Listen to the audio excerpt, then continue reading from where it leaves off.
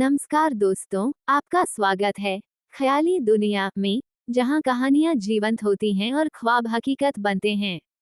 हम लाए हैं आपके लिए रोमांचक कहानियां, दिलचस्प किस्से और वो सब कुछ जो आपकी कल्पनाओं को नई उड़ान देगा। तो चलिए इस सफर की शुरुआत करते हैं और खो जाते हैं ख्याली दुनिया की रहस्यमय गलियों में।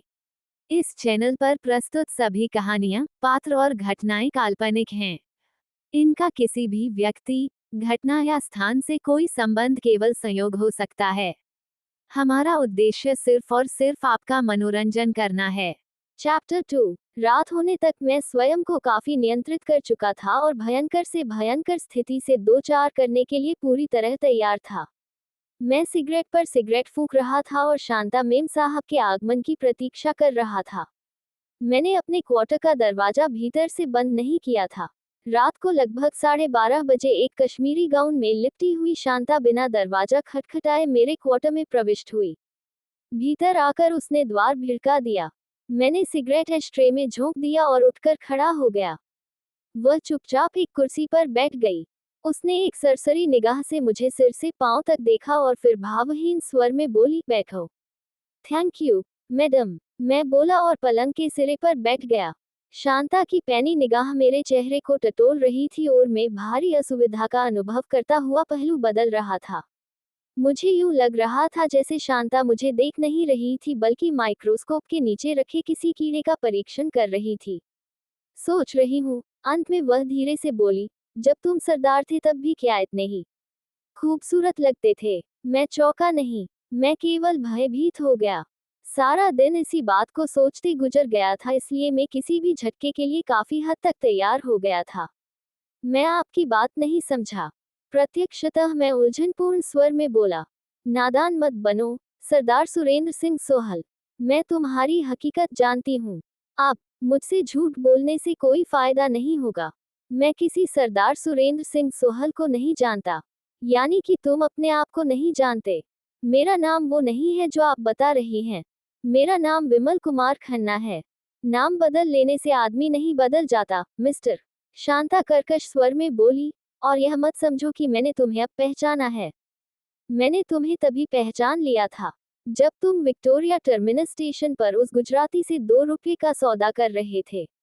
अब मैं वाकई चौंका। नहीं, मैं अविश्वासपूर्ण स्वर में बोला, मुझ पर अविश्वास मत जाहिर करो, बल्कि मुझसे ये पूछो कि मैंने तुम्हें इतनी आसानी से कैसे पहचान लिया। कैसे पहचान लिया? मेरे मुंह से अपने आप निकल गया। क्योंकि मैं तुम्हें तब से जानती हूँ जब तुम इलाहाबाद में एरिक जॉनसन एंड कंपनी में असिस्टेंट अकाउंटेंट थे। कैसे? मेरे मुंह से निकला। तुम्हारी पत्नी सुरजीत मेरी सहेली थी। मैं कई बार इलाहाबाद में तुम्हारे घर भी गई थी, लेकिन तुम तो अपनी नवविवाहित पत्नी पर इस कदर फिदा थे कि तुम्हें किसी दूसरी लड़की की ओर आंख उठाकर देखने की फुर्सत नहीं थी। मैंने आपको पहले कभी नहीं देखा। देखा भी होता तो शायद अब पहचानते नहीं, क्योंकि तब मैं एक मामूली लड़की थी और अब मैं एक करोड़पति की पत्नी हूँ। मैं चुप रहा। उसने अपने गाउन में से अखबार की एक कटिंग निकाली और उसे खोलकर मेरे सामने फैला दिया। उस कटिंग में 3-3 की कतार में 12 आदमियों की तस्वीरें छपी हुई थीं। ऊपर बड़े बड़े अक्षरों में लिखा हुआ था, फरार। सब तस्वीरों के नीचे नाम छपे हुए थे। उनमें से एक तस्वीर एक नौजवान सिख की थी जिसके नीचे जो नाम लिखा हुआ था वह था सरदार सुरेंद्र सिंह सोहल। नीचे समाचार छपा था। समाचार पढ़ने की जरूरत नहीं थी। मैं वह समाचार पहले भी देख पढ़ चुका था। मुझे मालूम था उसमें क्या लिखा था। मैंने कटिंग को लपेटकर लापरवाही से शांता की गोद में डाल दिया। मिस्टर विमल कुमार खन्ना, शांता एक एक शब्द पर जोर देती हुई बोली, तुम इलाहाबाद की सेंट्रल जेल से फरार मुजरिम सरदार सुरेंद्र सिंह सोहल हो। तुमने एरिक जॉनसन में अपनी नौकरी के दौरान 50,000 रुपये का गबन किया था। तुम पकड़े गए थे। तुम पर मुकदमा चला था और तुम्हें 2 साल की सजा हुई थी। 1.5 साल पहले जब तुम्हारी सजा के 4 महीने बाकी रह गए थे तो तुम जेल से भाग निकले थे। तुम्हें बताने की जरूरत नहीं कि तुम जेल से भागने में सफल कैसे हो गए थे। हाँ, मुझे बताने की जरूरत नहीं थी। उस रात को बिजली के शॉर्ट सर्किट से जेल में भयंकर आग लग गई थी। आग से मची आपाधापी के दौरान कई कैदियों को भाग निकलने का मौका मिल गया था। अन्य कैदियों के साथ बिना सोचे समझे मैं भी भाग निकला था। बाद में कई कैदी फिर पकड़े गए थे, लेकिन मैं नहीं पकड़ा गया था क्योंकि मैंने अपनी दाढ़ी, मूंछें और सिर के बाल कटवा लिए थे और मैं इलाहाबाद से बहुत दूर निकल आया था। आज अगर पुलिस को मालूम हो जाए कि उनका फरार मुजरिम सरदार सुरेंद्र सिंह सोहल दाढ़ी, मूंछ व केश कटाकर विमल कुमार खन्ना बन गया है और इस समय गोकुलदास एस्टेट में नौकरी कर रहा है, तो तुम पलक झपकते ही जेल के सीखचों के पीछे दिखाई देने लगोगे। मैं चुप रहा। मेरा दिमाग बड़ी तेजी से काम कर रहा था। और अगर तुम फौरन यहाँ से भाग खड़े होने के बारे में सोच रहे हो तो ये ख्याल अपने दिमाग से निकाल दो। तुम अब तक इसलिए पकड़े नहीं गए हो क्योंकि तुमने अपना हुलिया बदल लिया है। एक बार पुलिस को तुम्हारी नई सूरत की जानकारी होने की देर है कि तुम फौरन धर लिए जाओगे। मैं हैरानी से शांता का मुंह देखने लगा। मैं वाकई गोकुलदास एस्टेट से, बल्कि मुंबई से, फौरन निकल भागने के बारे में सोच रहा था। आप मिस्टर, तुमने अभी फौरन यह फैसला करना है कि तुम वापस जेल जाना चाहते हो या लखपति बनकर ठाठ की जिंदगी गुजारना चाहते हो। शांता बोली। उसके स्वर में धमकी का स्पष्ट पुट था। मैडम, मैं अपने स्वर को भरसक संतुलित रखने का प्रयत्न करता हुआ बोला, अगर मैंने किसी की हत्या करके ही आजादी हासिल करनी है तो मैं उस असहाय वृद्ध की हत्या करने के स्थान पर आप जैसी क्रूर और कमीनी औरत का गला क्यों न दबा दूं, जैसे मेरा गला दबाने की हिम्मत और ताकत तुम्हारे में है।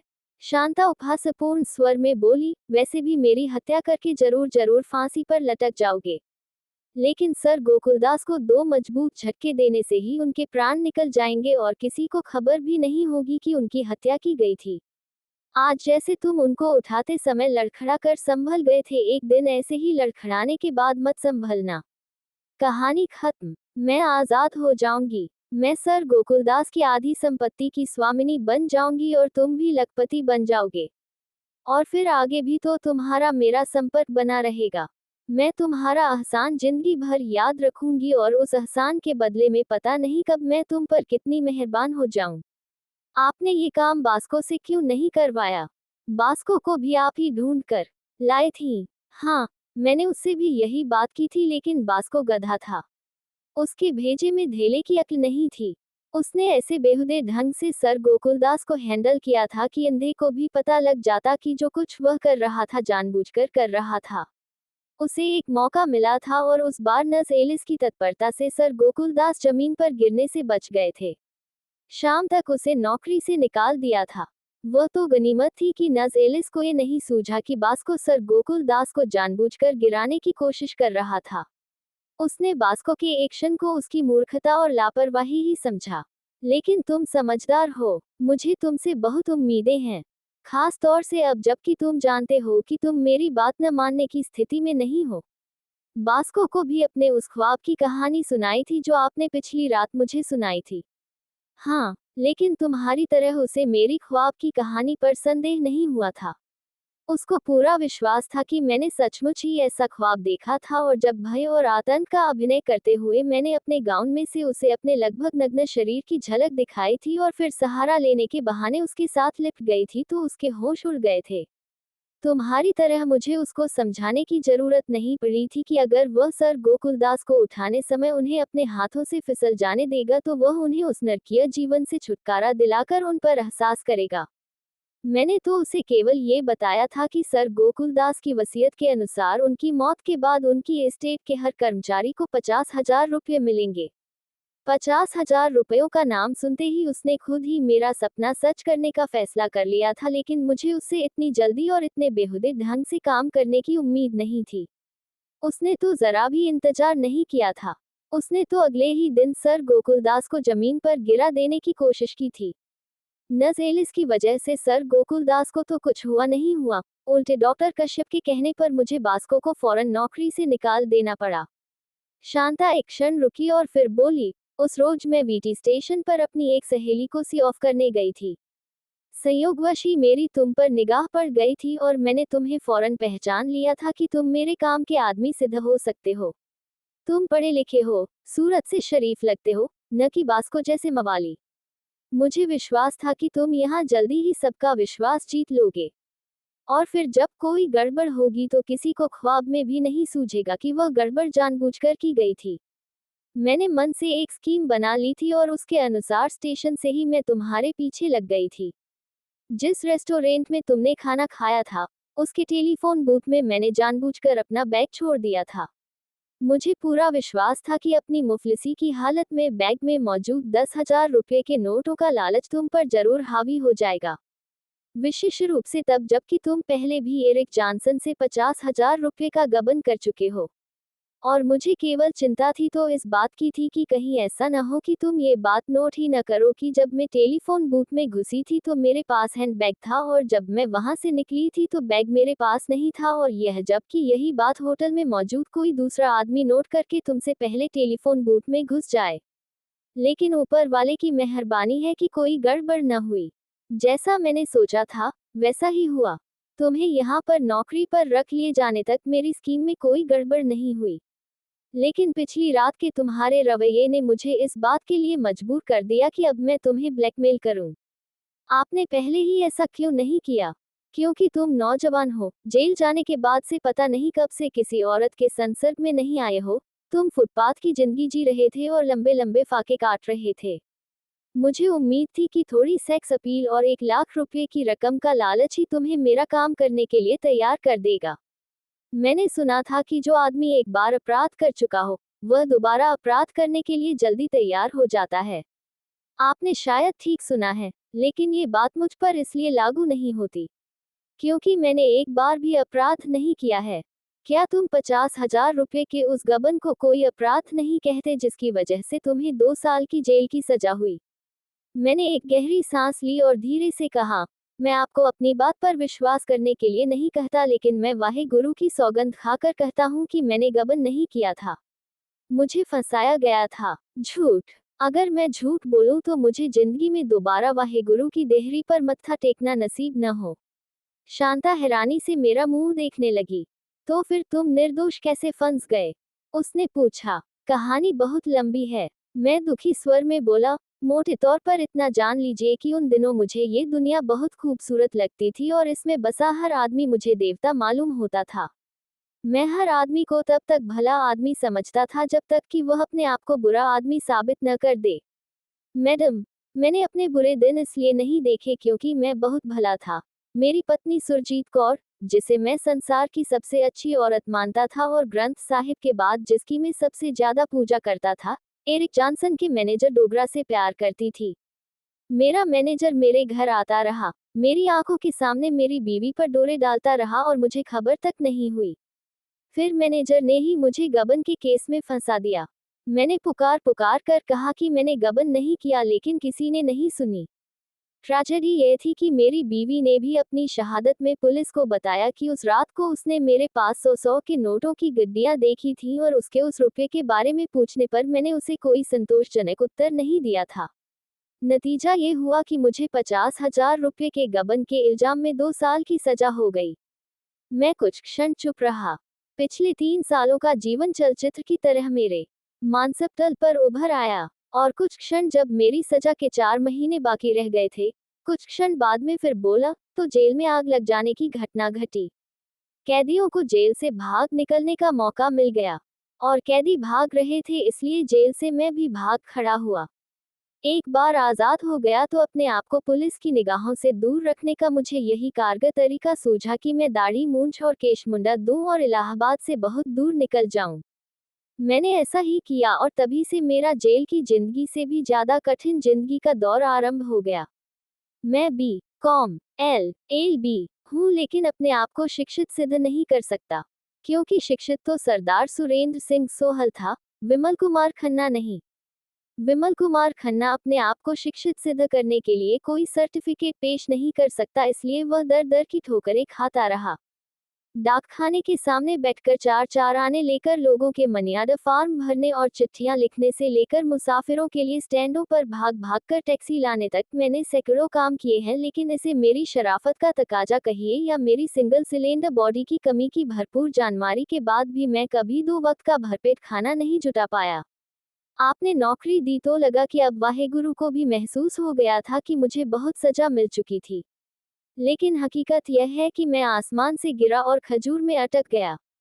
सुरजीत की तुम्हें कोई खबर नहीं। मेरे होठों पर विषादपूर्ण मुस्कुराहट आ गई। क्या मालूम कहाँ है वह? मैं बोला, कहीं एरिक जॉनसन के मैनेजर के साथ और गबन किए 50,000 रुपयों के साथ गुलछड़े उड़ा रही होगी। लेकिन मैडम, अब न मुझे अपनी खूबसूरत बीवी का ख्याल आता है, न मुझे उसकी बेवफाई पर अफसोस होता है। मुझ पर जो गुजरी है, उसमें गलती दुनिया की नहीं, मेरी अपनी है। ये दुनिया सीधे और ईमानदार आदमी के काबिल नहीं है। ये दुनिया उन लोगों के काबिल है जो हर वक्त उन्हीं लोगों का गला काटने की फिराक में रहते हैं जो उन पर भरोसा करते हैं। आज की दुनिया में अगर कोई आपसे गले मिलता है तो वह आप पर अपना प्यार नहीं जता रहा होता, बल्कि आपकी पीठ में ऐसा मुनासिब स्थान टटोल रहा होता है जहां छुरा आसानी से घोंपा जा सके। जमाने की ठोकरों ने मुझे बहुत कुछ सिखाया है, मैडम। अब मेरे सिद्धांत वे नहीं है। जब बताया कि उस रात को उसने मेरे पास 100 के नोटों की गड्डियां देखी थी और उसके उस रुपये के बारे में पूछने पर मैंने उसे कोई संतोषजनक उत्तर नहीं दिया था। नतीजा ये हुआ कि मुझे 50,000 रुपये के गबन के इल्जाम में 2 साल की सजा हो गई। मैं कुछ क्षण चुप रहा। पिछले 3 सालों का जीवन चलचित्र की तरह मेरे मानसिक तल पर उभर आया, और कुछ क्षण जब मेरी सजा के 4 महीने बाकी रह गए थे, कुछ क्षण बाद में फिर बोला, तो जेल में आग लग जाने की घटना घटी। कैदियों को जेल से भाग निकलने का मौका मिल गया, और कैदी भाग रहे थे, इसलिए जेल से मैं भी भाग खड़ा हुआ। एक बार आजाद हो गया तो अपने आप को पुलिस की निगाहों से दूर रखने का मुझे यही कारगर तरीका सूझा कि मैं दाढ़ी मूंछ और केश मुंडा दूं और इलाहाबाद से बहुत दूर निकल जाऊं। मैंने ऐसा ही किया, और तभी से मेरा जेल की जिंदगी से भी ज्यादा कठिन जिंदगी का दौर आरंभ हो गया। मैं B.Com LLB हूँ, लेकिन अपने आप को शिक्षित सिद्ध नहीं कर सकता, क्योंकि शिक्षित तो सरदार सुरेंद्र सिंह सोहल था, विमल कुमार खन्ना नहीं। विमल कुमार खन्ना अपने आप को शिक्षित सिद्ध करने के लिए कोई सर्टिफिकेट पेश नहीं कर सकता, इसलिए वह दर दर की ठोकरें खाता रहा। डाकखाने के सामने बैठकर 4-4 आने लेकर लोगों के मनियाद फॉर्म भरने और चिट्ठियां लिखने से लेकर मुसाफिरों के लिए स्टैंडों पर भाग भाग कर टैक्सी लाने तक मैंने सैकड़ों काम किए हैं, लेकिन इसे मेरी शराफत का तकाजा कहिए या मेरी सिंगल सिलेंडर बॉडी की कमी की भरपूर जानमारी के बाद भी मैं कभी 2 वक्त का भरपेट खाना नहीं जुटा पाया। आपने नौकरी दी तो लगा कि अब वाहेगुरु को भी महसूस हो गया था कि मुझे बहुत सजा मिल चुकी थी। लेकिन हकीकत यह है कि मैं आसमान से गिरा और खजूर में अटक गया। सुरजीत की तुम्हें कोई खबर नहीं। मेरे होठों पर विषादपूर्ण मुस्कुराहट आ गई। क्या मालूम कहाँ है वह? मैं बोला, कहीं एरिक जॉनसन के मैनेजर के साथ और गबन किए 50,000 रुपयों के साथ गुलछड़े उड़ा रही होगी। लेकिन मैडम, अब न मुझे अपनी खूबसूरत बीवी का ख्याल आता है, न मुझे उसकी बेवफाई पर अफसोस होता है। मुझ पर जो गुजरी है, उसमें गलती दुनिया की नहीं, मेरी अपनी है। ये दुनिया सीधे और ईमानदार आदमी के काबिल नहीं है। ये दुनिया उन लोगों के काबिल है जो हर वक्त उन्हीं लोगों का गला काटने की फिराक में रहते हैं जो उन पर भरोसा करते हैं। आज की दुनिया में अगर कोई आपसे गले मिलता है तो वह आप पर अपना प्यार नहीं जता रहा होता, बल्कि आपकी पीठ में ऐसा मुनासिब स्थान टटोल रहा होता है जहां छुरा आसानी से घोंपा जा सके। जमाने की ठोकरों ने मुझे बहुत कुछ सिखाया है, मैडम। अब मेरे सिद्धांत वे नहीं हैं जो कि कभी थे। अब मैं हर आदमी को तब तक चोर समझता हूँ जब तक कि वह अपने आप को ईमानदार साबित न कर दे। अब मुझे दुनिया की हर औरत हर जाए और बेवफा लगती है। मैं चुप हो गया। शांता भी चुप थी। फिर एकाएक वह बहुत थोड़ी विचलित दिखाई देने लगी। कई क्षण हम दोनों में से कोई नहीं बोला। फिर धीरे धीरे उसके चेहरे पर पहले जैसी कठोरता उभरने लगी। मैंने तुम्हारी जीवन कथा सुन ली। वह कठोर स्वर में बोली, अब तुम मेरी बात का जवाब दो। मेरा काम करोगे या जेल जाओगे? आप अपने इरादे से बाज नहीं आ सकती, मैडम। मैं अनुनयपूर्ण स्वर में बोला, बड़े साहब वैसे ही किसी भी क्षण प्राण त्याग सकते हैं। आप उनके खून का पाप अपने सिर क्यों लेती हैं? जहां आपने इतनी देर उनकी मौत का इंतजार किया है, थोड़ी देर और सही। मैं अब और इंतजार नहीं कर सकती। वह उफनते स्वर में बोली, मैं पिछले 4 साल से उस अपाहिज की कैद में सड़ रही हूँ। पिछले 4 सालों का हर क्षण मैंने उसकी मौत की इंतजार में गुजारा है। मुझे बूढ़ा अपने आप ये दुनिया छोड़ता दिखाई नहीं देता। मुझे लग रहा है कि अगर उसे इस दुनिया से धक्का नहीं दिया गया तो वह अगले 50 साल में भी यहाँ से नहीं हिलने वाला। 50 साल बाद मेरी निगाहों में उसकी दौलत की कीमत मिट्टी के ठीकरों जितनी भी नहीं रहेगी। और तुम मुझे उपदेश मत दो, मिस्टर। तुम मेरे सवाल का दो टूक जवाब दो। तुम मेरा काम करोगे या नहीं? नहीं करूंगा, मैं शांत स्वर में बोला। शांता का मुंह खुला रहा गया। वह हैरानी से मेरा मुंह देखने लगी। शायद उसे मुझसे ऐसे जवाब की आशा नहीं थी। क्या? वह हड़बड़ा कर बोली, क्या कहा तुमने? मैंने कहा है कि मैं तुम्हारा काम नहीं करूंगा। मैं पूर्ववत शांत स्वर में बोला। अब मैं उसे आप नहीं तुम कह रहा था क्योंकि लेडी शांता गोकुलदास, तुम मुझे ब्लैकमेल नहीं कर सकती। ब्लैकमेल का जो हथियार तुमने मेरे खिलाफ उठाया है वह उतना मजबूत नहीं है जितना कि तुम समझ रही हो।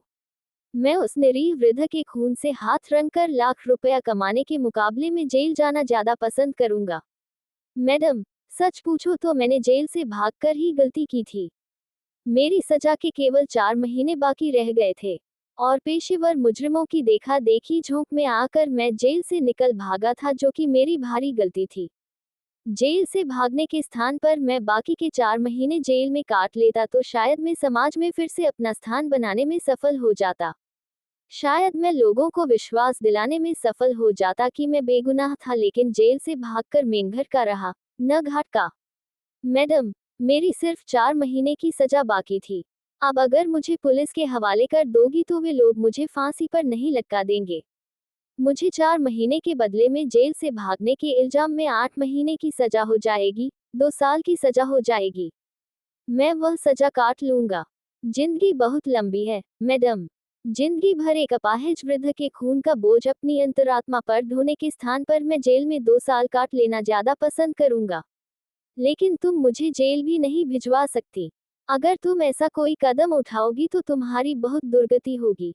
मेरी क्या दुर्गति होगी? मैं सारी दुनिया को बता दूंगा कि तुम मुझसे अपने पति की हत्या करवाना चाहती हो ताकि तुम्हारा उस अपाहिज से पीछा छूट सके और तुम उसकी लाखों की जायदाद की मालिक बन सको। और लोग तुम्हारी बात का विश्वास कर लेंगे। वह उपहासपूर्ण स्वर में बोली। जब मैं ढेर सारा नमक मिर्च लगाकर अपनी बात कहूंगा तो लोगों को मेरा विश्वास करना ही पड़ेगा। मैं कहूंगा कि मैं तुम्हारा प्रेमी हूँ। जब तुम इलाहाबाद में रहती थी तब भी मेरा तुमसे अवैध संबंध था। और अब भी तुम मुझे अपने नौकर के रूप में गोकुलदास एस्टेट में इसीलिए रखे हुए हो क्योंकि अपनी जवानी की आग बुझाने के लिए तुम्हें एक नौजवान चाहिए। लेकिन अब क्योंकि तुम मुझसे छुप छुप कर मिलने से तंग आ चुकी हो और तुम्हें उस बेशुमार दौलत का लालच भी सता रहा है जिस तक तुम्हारे हाथ नहीं पहुंच सकते जब तक कि सर गोकुलदास इस दुनिया से कुछ न कर जाएं। और मैडम, तुम्हारी जानकारी के लिए कल रात को माथा ने हम दोनों को पेड़ों के झुरमुट से निकलकर कोठी की ओर आते देखा था। माथा को मालूम है कि कल आधी रात के बाद तुम मेरे क्वार्टर में आई थी। अकेला माथा का बयान ही यह सिद्ध करने के लिए काफी होगा कि तुम्हारा मुझसे अवैध संबंध है। हो सकता है आज भी उसने तुम्हें मेरे क्वार्टर की ओर आते देखा हो और वह अपने कमरे की खिड़की के पर्दे के पीछे नज़ेलिस के या घर के किसी और नौकर के साथ बैठी तुम्हारे लौटने की प्रतीक्षा कर रही हो ताकि और लोगों को भी सर गोकुलदास जैसे असहाय आदमी की कार पत्नी की करतूतों की जानकारी हो सके। शांता पत्थर का बुत बनी उसके सामने बैठी रही। उसका चेहरा राख की तरह सफेद हो गया था। और ये तमाम बात मैं सर गोकुलदास को भी बता सकता हूँ। वे बोल नहीं सकते, हिलडुल नहीं सकते, इसलिए लिख नहीं सकते, लेकिन मुमकिन है कि वो कोई ऐसी तरकीब निकाल लें जिससे वे नई वसीयत तैयार कराकर तुम्हें अपनी जायदाद से बेदखल कर दे तथा चरित्रहीनता का आरोप लगाकर तुम्हें तलाकी दे दें। लेडी शांता गोकुलदास, तुम मुझे क्या खाकर ब्लैकमेल करोगी? उल्टे में चाहूं तो तुम्हें ब्लैकमेल कर सकता हूँ। तुमने मेरे बारे में जुबान खोली तो मैं तुम्हारा पूरा बेड़ा गर्क करके यहाँ से जाऊंगा। लेकिन अगर तुम चुप रहोगी तो मैं चुप रहूंगा। क्या ख्याल है? सौदा मंजूर है। बड़े कमीने आदमी हो, वह सांप की तरह फुफकारती हुई बोली। तुमसे कम कमीना हूँ, लेडी शांता गोकुलदास। मैं सिर नवाकर आदरपूर्ण स्वर में बोला। वह सामने बैठी कहर भरी निगाहों से मुझे घूरती रही। मैडम, दूध का जला छाछ भी फूंक फूंक कर पीता है। मैं जिंदगी में एक औरत से भारी धोखा खा चुका हूँ। यदि मैं फिर किसी औरत से धोखा खा जाऊं तो लानत है मुझ पर। शांता अपने स्थान से उठ खड़ी हुई। एक बात और सुनती जाओ, मैं बोला। उसने खा जाने वाली निगाहों से मेरी ओर देखा। मुझे नौकरी से निकालने की इच्छा हो तो कोई बड़ा ठोस बहाना तलाश करना। छोटा मोटा आरोप नहीं चलेगा क्योंकि यहाँ हर कोई मेरे काम से संतुष्ट है। मुझे खामखाह नौकरी से जवाब दोगी तो लोग तुम पर शक करने लगेंगे। और वैसे भी मेरी जगह जो तीसरा आदमी आएगा वह बेहद शक की निगाहों से देखा जाएगा। पहले तुम बास्को को लाई तो उसके हाथ से सर गोकुलदास गिरते गिरते बचे, फिर तुम मुझे लाई तो मेरे द्वारा भी वैसी दुर्घटना होते होते बची। तीसरे आदमी की वजह से ऐसी कोई दुर्घटना स्वाभाविक रूप से भी होगी तो भारी शक की निगाह से देखी जाएगी। इसलिए तुम्हारी सेहत के लिए यही अच्छा है कि तुम रोज मंदिर में घंटियां बजाकर भगवान से प्रार्थना करो कि वह सर गोकुलदास को जल्दी से जल्दी अपनी पास बुला ले। अब अपनी ओर से उन्हें जबरदस्ती भगवान के पास भेजने की कोशिश करने का ख्याल छोड़ दो। इसी में तुम्हारा कल्याण है। शांता मुंह से कुछ नहीं बोली। उसने एक आखिरी कहर भरी निगाह मुझ पर डाली और फिर एकदम घूमकर दंदनाती हुई मेरे क्वार्टर से बाहर निकल गई। अगले दिन लगभग 11 बजे जबकि सर गोकुलदास ब्रेकफास्ट के बाद पलंग पर लेटे आराम कर रहे थे, शांता ने मुझसे कार निकाल कर लाने के लिए कहा। मैं गराज से शांता की पसंदीदा आस्टन कार निकाल लाया और उसे लाकर पोर्टिको में खड़ा कर दिया। मैंने एक सिगरेट सुलगा लिया और पोर्टिको के खंभे के साथ लगकर खड़ा हो गया। शायद शांता मुझे कार ड्राइव करने के लिए कहे। सुबह से लेकर तब तक मेरा माथा से कई बार सामना हो चुका था, लेकिन हर बार वह मेरे साथ बड़े स्वाभाविक ढंग से पेश आई थी। उसके किसी एक्शन से ऐसा नहीं मालूम होता था जैसे पिछली रात भी उसने शांता को मेरे क्वार्टर में आते देखा हो। पिछली बार के वार्तालाप से मेरी माथा से इतनी घनिष्ठता पैदा हो चुकी थी कि अगर पिछली रात कुछ देखा होता तो वह मुझसे सवाल जरूरी करती। उसी समय शांता कोठी से बाहर निकली। वह एक सादी सी साड़ी पहने थी और आंखों पर बड़े बड़े शीशों वाला धूप का चश्मा लगाए थी। वह बिना मुझसे आंख मिलाए कार की ड्राइविंग सीट पर जा बैठी। बड़ी दक्षता से उसने कार स्टार्ट की, गियर बदला और फिर कार को ड्राइववे पर मोड़ दिया। मैं कुछ क्षण स्थिति से उदासीन वहीं खड़ा रहा, फिर मेरे मन में एक ख्याल आया। मैंने सिगरेट फेंक दिया और तेजी से अपने क्वार्टर की ओर लपका। गैरेजों के पास पहुंचकर मैंने जल्दी से वह गराज खोला जिसमें इम्पाला खड़ी रहती थी। मैंने इम्पाला को गराज से बाहर निकालकर बड़ी फुर्ती से गराज को बंद किया और वापस इम्पाला में आ बैठा। मैंने इम्पाला को कोठी से बाहर की ओर चला दिया। चारों कारों की चाबियां मेरे अधिकार में रहती थी, लेकिन मुझसे बिना किसी से पूछे कार इस्तेमाल करने की अपेक्षा नहीं की जाती थी। लेकिन आज थोड़ी मनमानी कर लेने में ही मुझे अपना हित दिखाई देता था। मुझे भय था कि पिछली रात की गर्मागर्मी के बाद शांता कहीं मेरे बारे में पुलिस को सूचना देने पुलिस स्टेशन न पहुंच जाए। इसलिए आज मैंने उसका पीछा करने का फैसला किया था। शीघ्र ही मुझे सड़क पर ट्रैफिक में शांता की आस्टन दिखाई पड़ी। मैं सावधानी से शांता का पीछा करने लगा। शांता माहिम काजवे की ओर बढ़ रही थी। मुझे तसल्ली हो गई, शांता पुलिस स्टेशन नहीं जा रही थी। अगर उसे पुलिस स्टेशन जाना होता तो वह सांता क्रूज, अंधेरी, ब्रांद्रा वगैरह किसी भी इलाके के पुलिस स्टेशन पर जा सकती थी। मैं उत्सुकतावश उसका पीछा करता रहा। गई, माहिम गया, माटुंगा गया, दादर गया और फिर वह जेकब सर्कल के इलाके में पहुंच। फिर एकाएक कार को उसने महालक्ष्मी के पुल की ओर मोड़ दिया। महालक्ष्मी पुल के समीप एक स्थान पर उसने कार रोक दी और बाहर निकल आई। मैंने अपनी कार उससे काफी दूर सड़क से एक किनारे पर रोक दी। मैं कार से बाहर नहीं निकला।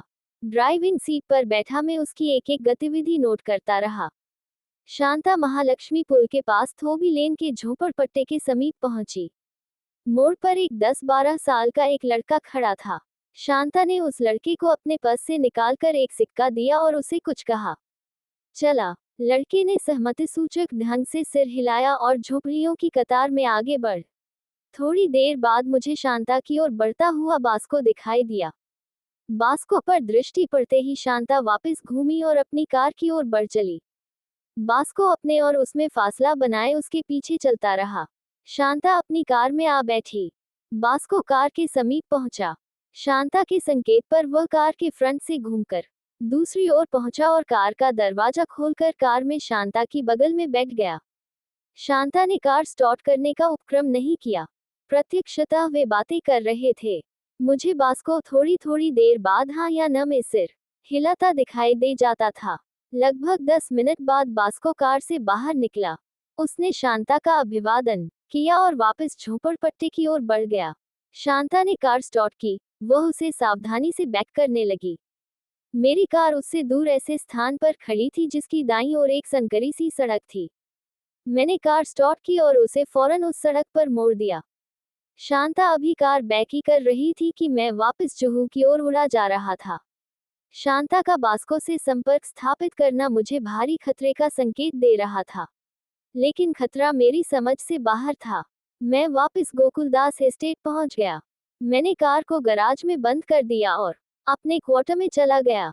लगभग 10 मिनट बाद मुझे शांता की कार एस्टेट के द्वार से भीतर प्रविष्ट होती दिखाई दी। मैं कार को गराज में ले जाने के लिए शांता द्वारा बुलाए जाने की प्रतीक्षा करने लगा। शांता ने मुझे नहीं बुलाया। कार पोर्टिको में खड़ी रही। शाम को चाय के बाद लगभग 2 घंटे मैंने सर गोकुलदास को एक उपन्यास पढ़कर सुनाया। 8 बजे के करीब नर्स एलिस ने उन्हें उनका उचित भोजन दिया और फिर मैंने उन्हें व्हीलचेयर से पलंग पर ट्रांसफर कर दिया। लगभग 7:15 बजे मुझे शांता ने बुलाया। नर्स एलिस को कोलाबा जाना है। वह बोली, मेरी आस्टिन पोर्टिको में खड़ी है। तुम एलिस को उस पर कोलाबा छोड़ आओ। राइट, मैडम, मैं शिष्ट स्वर में बोला। नर्स एलिस मेरे साथ हो ली। मैंने उसे कार में बिठाया और कोलाबा की ओर चल दिया। वापसी में मुझे कितना इंतजार करना पड़ेगा, मैडम? रास्ते में मैंने पूछा। तुम्हें वापसी में इंतजार नहीं करना पड़ेगा, एलिस बोली। तुम मुझे कोलाबा छोड़कर वापस आ जाना। मैंने रात को वहीं रहना है। मेरी माँ की तबीयत ठीक नहीं है। कल सुबह मैं खुद वापस आ जाऊंगी। ओह, मैं बोला, आपकी गैरहाजिरी में साहब की तीमारदारी कौन करता है, मैडम? साधारणतया माथा करती है, लेकिन आज ये तकलीफ शांता मेम साहब को उठानी पड़ेगी। वजह? मैंने सर्शिक स्वर से पूछा। माथा बीमार है। उसकी दाढ़ में दर्द है। मैंने उसे सिडेटिव दे दिया था। वह अपने कमरे में पड़ी सो रही होगी। मेरे कानों में घंटियां बजने लगी। यानी कि असहाय गोकुलदास एस्टेट में शांता के साथ एकदम अकेला था और शांता दिन में बास्को के साथ बहुत घुट-घुट कर बातें करके आई थी। जरूर कोई गड़बड़ थी। कहीं शांता ने जानबूझकर तो वह मौका नहीं पैदा किया था। मेरे दिल की धड़कन तेज हो गई। मुझे लगने लगा कि सर गोकुलदास का शांता के साथ अकेला कोठी में मौजूद होना जरूर कोई गड़बड़ पैदा करने वाला था। रह रहकर मेरे नेत्रों के सामने कभी शांता का और कभी बास्को का चेहरा घूमने लगा। कोलाबा में जहां एलिस को जाना था, वह स्थान गोकुलदास एस्टेट से कम 20 मील दूर था।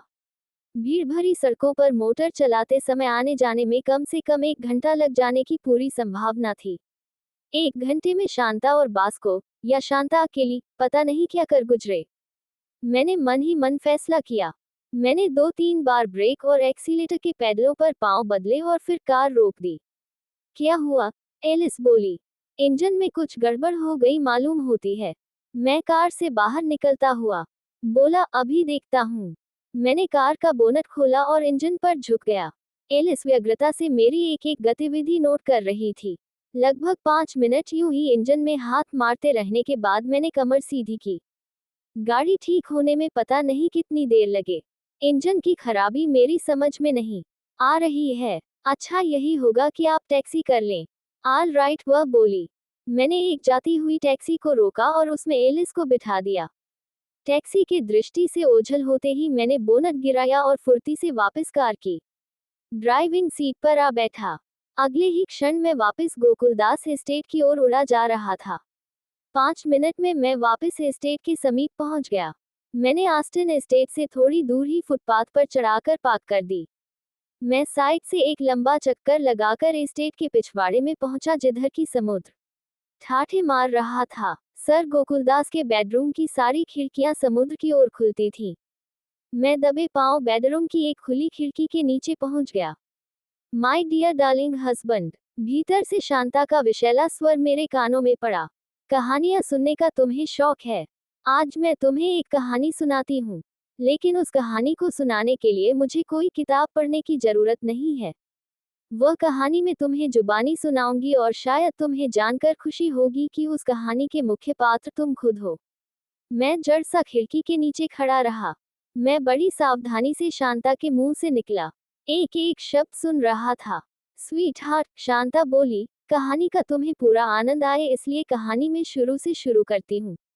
बूढ़े बाबा, मुझसे शादी करके जितनी मायूसी तुम्हें मुझसे हुई थी, तुमसे शादी करके उससे चौगुनी मायूसी मुझे तुमसे हुई थी। तुमने शायद सोचा था कि तुम्हें शांता के रूप में एक ऐसी पतिव्रता पत्नी मिलेगी जो हर रोज सुबह तुम्हारे पांव धो धोकर पिया करेगी। तुम्हारी इच्छा पूरी नहीं हुई। तुम्हें ऐसी पत्नी नहीं मिली। और मैंने सोचा था कि मैं अपने अधेड़ पति के उन लाखों रुपयों से ऐश करूंगी जिनका उसको कोई इस्तेमाल नहीं था। मेरी इच्छा पूरी नहीं हुई। मुझे ऐसा पति नहीं मिला। तुम बेहद शक्की और सनक की भावनाओं से भरे हुए खूसट बूढ़े निकले। मैं किसी नौजवान की ओर देख भर लेती थी तो तुम्हारा कलेजा फटने लगता था। तुम मुझे सोसाइटी में घूमने नहीं देते थे क्योंकि तुम्हें हमेशा डर लगा रहता था कि कोई नौजवान तुम्हारी जवान बीवी न मार ले जाए। तुम मुझे केवल ऐसी पार्टियों में ही ले जाते थे जहां तुम्हारे जैसे ही खूंसट बूढ़े अपनी बूढ़ी खा खाकर मोटियाई हुई बीवियों को या जवान रखेलों को लेकर आया करते थे। तुम्हारा बस चलता तो तुम मुझे भी अपनी लाखों की संपत्ति के साथ किसी बैंक के लॉकर में बंद करके रखाते और मुझे वहां से तभी निकाला करते जब तुम्हें मेरी जरूरत पड़ती। और उस दौलत की तो तुमने मुझे हवा भी नहीं लगने दी जिसके लालच में पड़कर मैंने तुमसे शादी की थी, जबकि मैं ये सपना देख रही थी कि तुमसे शादी कर लेने के बाद तुम्हारी सारी दौलत नहीं तो कम से कम उसका एक बहुत बड़ा भाग मेरी मुट्ठी में होगा। कहाँ मैं तुम्हारी दौलत चूसने की स्कीमें बना रही थी और कहाँ तुम मेरा खून चूसने लगे। तुमने मुझे पूरी तरह गिरफ्तार करके रख लिया और एक जोंक की तरह मेरी जवानी से चिपक गए। लेकिन मैं शायद उस जिंदगी से भी समझौता कर लेती अगर मुझे यह न मालूम हो जाता कि तुम अपनी वसीयत भी बदलने जा रहे थे। शांता की आवाज आनी बंद हो गई। उसके स्थान पर उसकी तेज सांसों की आवाज आने लगी। मेरे कान खिड़की से आने वाली हल्की से हल्की आवाज को भी ग्रहण करने के लिए तैयार थे। शादी के आरंभ के दिनों में तुमने एक वसीयत तैयार करवाई थी जिसके अनुसार तुम्हारी मृत्यु के बाद तुम्हारी लगभग सारी जायदाद मुझे और तुम्हारी बेटी माधुरी में बंटने वाली थी। लेकिन शादी के 1 साल बाद ही तुम इस कदर मेरे खिलाफ हो गए थे कि तुमने अपनी वसीयत बदलने का फैसला कर लिया। मैं जी रही थी इस उम्मीद में कि तुम कभी तो मरोगे और फिर तुम्हारी लाखों की संपत्ति मेरे हाथ आएगी, लेकिन तुमने मेरी वह उम्मीद भी तोड़ने का फैसला कर लिया।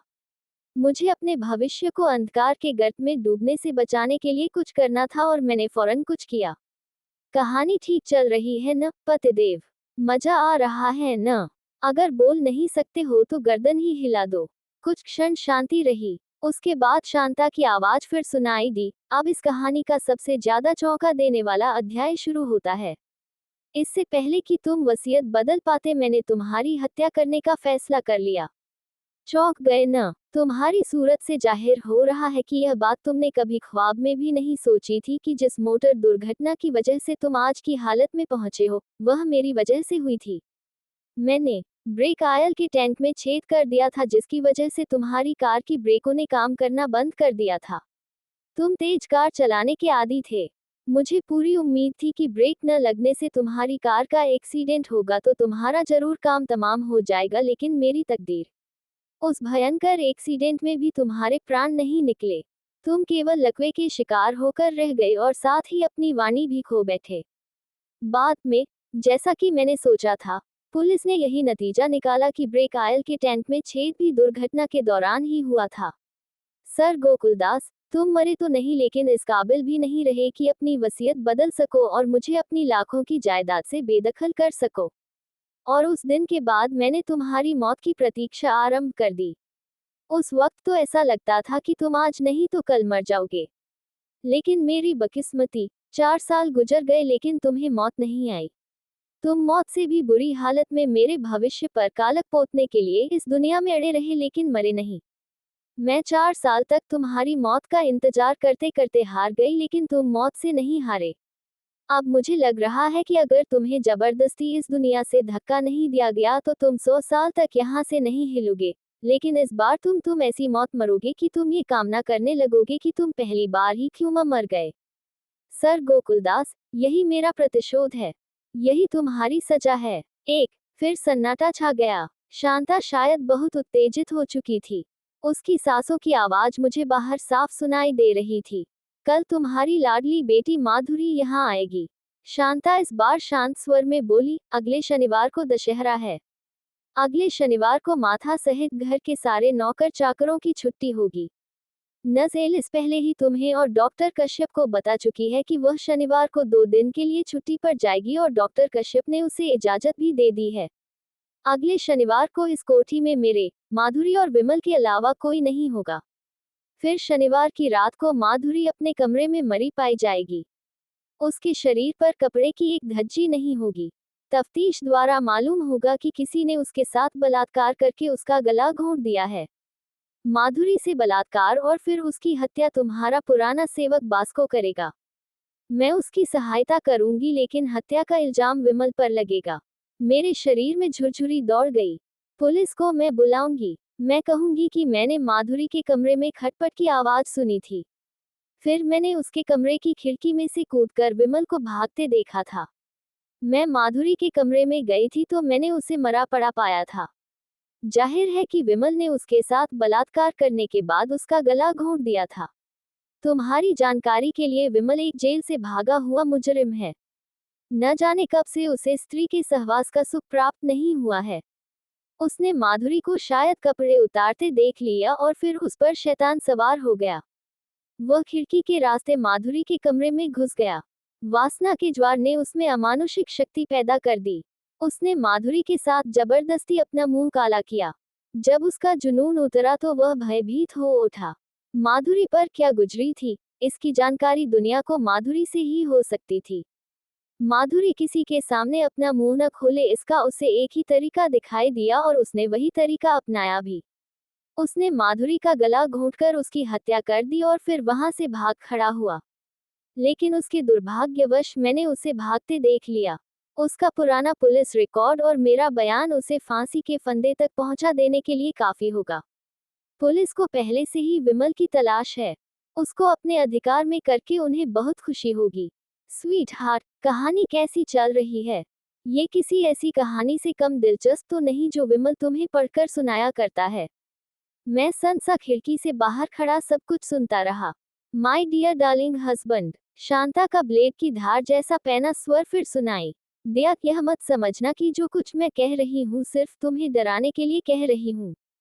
जो कुछ मैंने तुम्हें कहा है वह सब कुछ होने वाला है। अगले शनिवार की रात को तुम्हारी लाडली बेटी माधुरी का वही भयंकर अंत होने वाला है जो मैंने तुम्हें बताया है। अगर डॉक्टर कश्यप तुम्हारे दिल की हालत के बारे में ठीक कहता है तो मुझे पूरा विश्वास है कि अपनी लड़की की बलात्कार के बाद हुई वीभत्स मौत का समाचार सुनकर तुम्हारे दिल की धड़कन जरूर रुक जाएगी। अगर तुम्हारे दिल की धड़कन अपने आप नहीं रुकी तो उसे मैं रोकूंगी। मैं तुम्हारे मुंह पर आधा मिनट तकिया दबाकर बैठ जाऊंगी और तुम्हारा कच्चे धागे से बंधी अपनी जिंदगी से नाता टूट जाएगा। हर कोई यही समझेगा कि सर गोकुलदास अपनी बेटी की मौत का सदमा बर्दाश्त नहीं कर सके और अपनी बेटी के पीछे पीछे ही परलोक सिधार गए। और उसके बाद तुम्हारी 1 करोड़ रुपए की संपत्ति की अकेली मालकिन होगी लेडी शांता गोकुलदास, यानी कि मैं। कितने अफसोस की बात होगी कि जिस औरत को तुम अपनी दौलत की हवा नहीं लगने देना चाहते, वही तुम्हारी सारी जायदाद की इकलौती वारिस बनेगी। और अब स्वीट हार्ट, जो कुछ मैंने कहा है उसके बारे में अच्छी तरह सोचो। अगले शनिवार को तुम्हारी बेटी का क्या अंजाम होने वाला है, उसकी कल्पना करो और नर्क की आग में जलो। तुम अपने स्थान से खुद हिल नहीं सकते, तुम बोल नहीं सकते, इसलिए तुम मेरी स्कीम के बारे में किसी को बता नहीं सकते। तुम अपनी बेटी को चेतावनी तक नहीं दे सकते। तुम अगले शनिवार को मार्था सहित घर के सारे नौकर चाकरों को कोठी से बाहर जाते देखोगे। तुम नज एलिस को 2 दिन की छुट्टी जाते देखोगे। नौकरों में से सिर्फ विमल कोठी में मौजूद होगा और मैं इस बात का पूरा इंतजाम कर लूंगी कि उस रात को वह कोठी से कहीं न जाए। तुम्हें मालूम होगा कि बास्को तुम्हारी बेटी के साथ बलात्कार करने और फिर उसकी हत्या करने आ रहा है, लेकिन तुम कुछ कर नहीं सकोगे। सर गोकुलदास, मैं बयान नहीं कर सकती कि अगले 9 दिन तुम्हारी सूरत देखकर मुझे कितनी खुशी होगी। तुम तड़फोगे, रोओगे, अपनी बेटी के बारे में सोच सोचकर तुम्हारा कलेजा छलनी हो जाएगा, लेकिन तुम कुछ नहीं कर पाओगे। तुम्हें जहन्नुम की आग में जलाने के लिए 9 दिन पहले ही मैंने तुम्हें अपनी स्कीम बता दी है। सर गोकुलदास, यही तुम्हारी सजा है, यही मेरा बदला है। शांता एडियां ठकाठकाती हुई तेजी से कमरे से बाहर निकल गई और फिर कमरे में शांति छा गई। कुछ क्षण बाद मैंने सावधानी से सिर उठाकर खिड़की में से कमरे में झांका। पलंग पर सर गोकुलदास का स्पंदनहीन शरीर पड़ा था। नज एलिस के बगल के कमरे का दरवाजा खुला था, लेकिन शांता कहीं दिखाई नहीं दे रही थी। मैं खिड़की के पास से हट गया। सारी एस्टेट का चक्कर लगाकर मैं फिर सामने सड़क पर पहुंच गया। मैं वहां पहुंचा जहां मैं कार खड़ी छोड़कर आया था। मैं कार की ड्राइविंग सीट पर बैठ गया। मैंने एक सिगरेट सुलगा लिया और सोचने लगा। स्थिति बड़ी विकट थी मेरे लिए नहीं, सर गोकुलदास और माधुरी के लिए। मुझे अपनी चिंता नहीं थी। अब जबकि मुझे शांता के नापाक इरादों की खबर हो गई थी, मैं बड़ी आसानी से सारे सिलसिले से हाथ झाड़कर अलग हो सकता था। अगले शनिवार तो क्या, मैं कल माधुरी के आने से भी पहले सारे सिलसिले से हाथ झाड़कर अलग हो सकता था। मैं फौरन गोकुलदास एस्टेट से दूर, यहाँ तक कि मुंबई से भी दूर कूच कर सकता था। लेकिन क्या मेरे भाग जाने से माधुरी या सर गोकुलदास की मौत टल सकती थी? नहीं, वह बास्को की सहायता से जरूर कोई ऐसा इंतजाम कर लेगी कि मेरे बिना भी उसकी स्कीम में अड़चन न आए। जैसे वह ये तय कर सकती थी कि जब बास्को माधुरी के साथ बलात्कार करके और उसकी हत्या करके भाग रहा हो तो वह उसको गोली मार दे, और बाद में यह मानवीय दावा करे कि उसने बास्को को माधुरी की हत्या करते भागते देखा था और उसको भागते हुए बास्को को रोकने का इससे बेहतर तरीका नहीं सूझा था कि वह उसे शूट कर दे। या फिर ऐस बड़ी ही कोई और स्कीम। शांता के मर जाने से मैं दोबारा जेल जाने से बचा रह सकता था, क्योंकि जब से मैं जेल से भागा था, तब से शांता ही पहली इंसान थी जिसने मुझे सुरेंद्र सिंह सोहल के रूप में पहचाना था। अब मुझे कोई ऐसी तरकीब सोचनी थी कि सांप भी मर जाए और लाठी भी न टूटे। मैं शांता की हत्या कर दूं लेकिन किसी को मुझ पर संदेह तक न हो। मैंने सिगरेट फेंक दिया और इंजन स्टार्ट कर दिया, ऐसी कोई तरकीब सोचने के लिए। अभी बहुत वक्त बाकी था। अगले दिन 10 बजे नस एलिस लौट आई।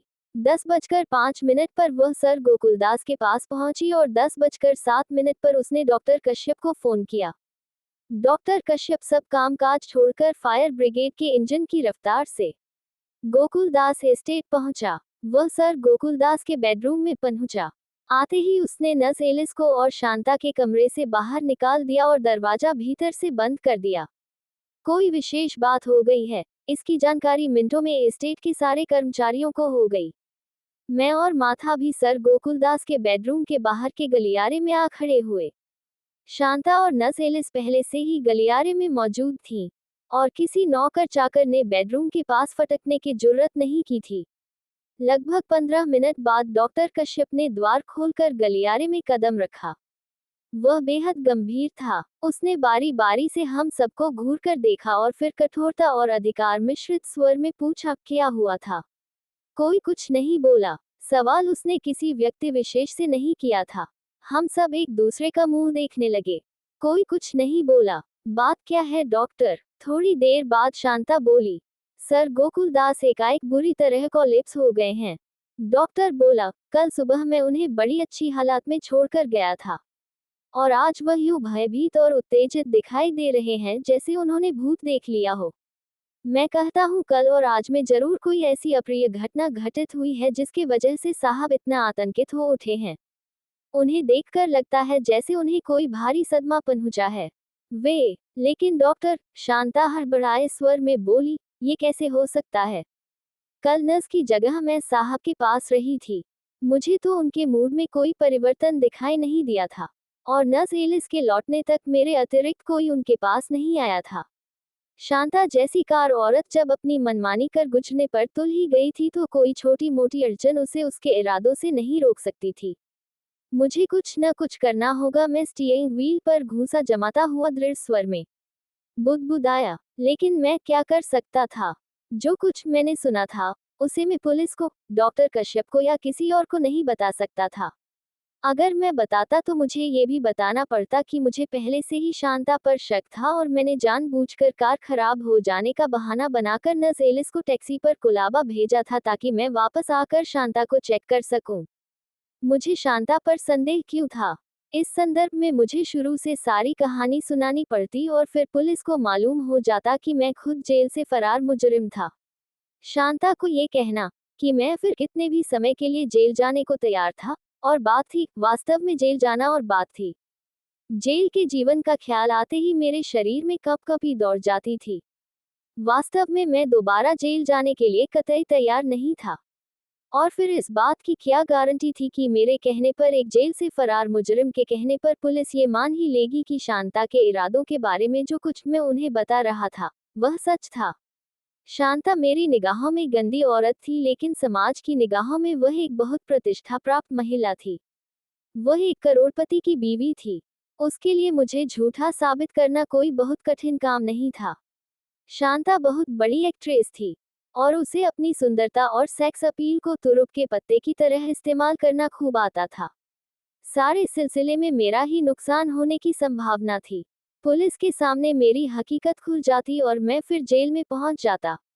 लेकिन मैं माधुरी को या सर गोकुलदास को शांता की बदमाशियों का शिकार भी नहीं होने देना चाहता था।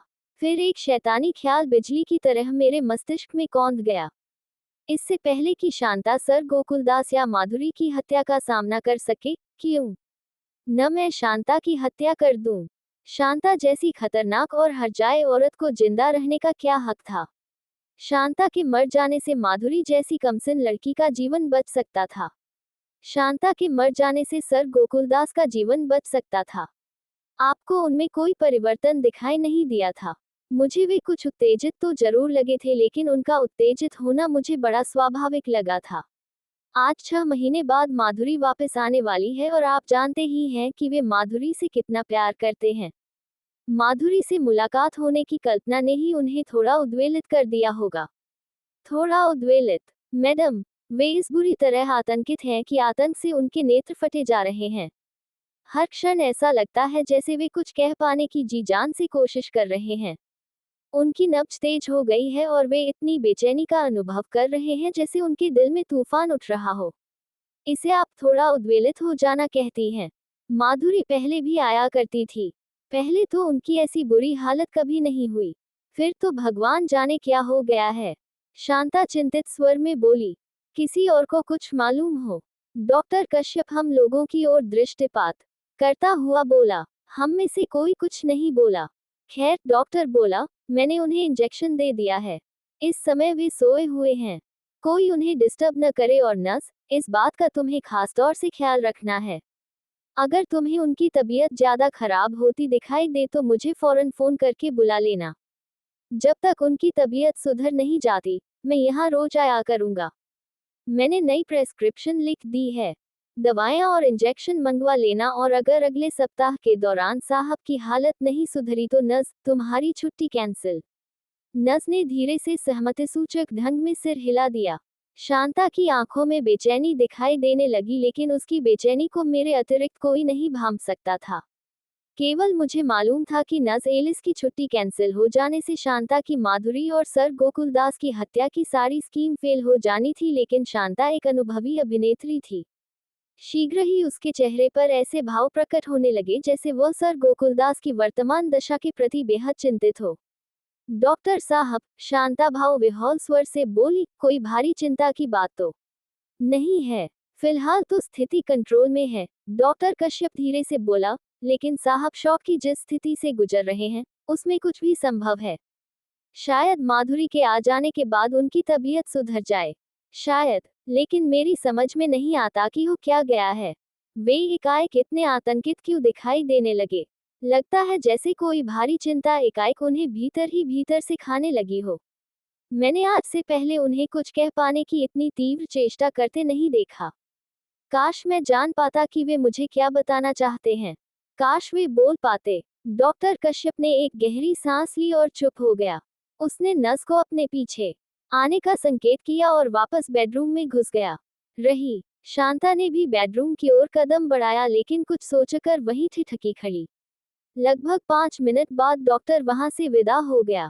डॉक्टर के जाने के बाद शांता बेडरूम में घुसी, लेकिन अधिक देर भीतर नहीं टिकी। कुछ ही देर बाद वह बेडरूम से निकलकर अपने कमरे में चली गई। नस एलिस ने बेडरूम का दरवाजा भीतर से बंद कर लिया।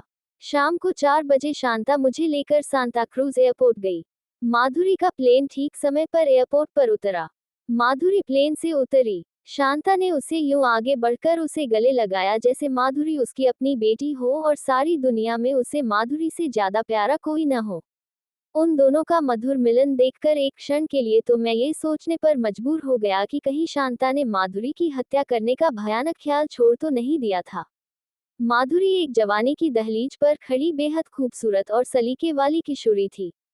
मेरा ये सोचकर भी दिल दहल जाता था कि उसकी सौतेली माँ की वजह से शनिवार की रात को वह बास्को नाम के राक्षस का शिकार बनने वाली थी और उसका इतना भयानक अंत होने वाला था।